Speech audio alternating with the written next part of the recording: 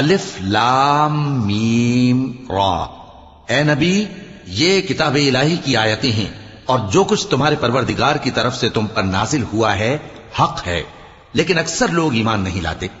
اللہ وہی تو ہے جس نے ستونوں کے بغیر آسمان جیسا کہ تم دیکھتے ہو اتنے اونچے بنائے، پھر عرش پر جلوہ افروز ہوا اور سورج اور چاند کو کام میں لگا دیا،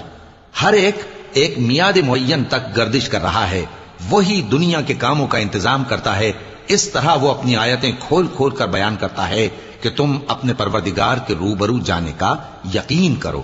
اور وہی ہے جس نے زمین کو پھیلایا اور اس میں پہاڑ اور دریا پیدا کیے اور ہر طرح کے میووں کی دو دو قسمیں بنائیں۔ وہی رات کو دن کا لباس پہناتا ہے، غور کرنے والوں کے لیے اس میں بہت سی نشانیاں ہیں۔ اور زمین میں کئی طرح کے قطعات ہیں ایک دوسرے سے ملے ہوئے، اور انگور کے باغ اور کھیتی اور کھجور کے درخت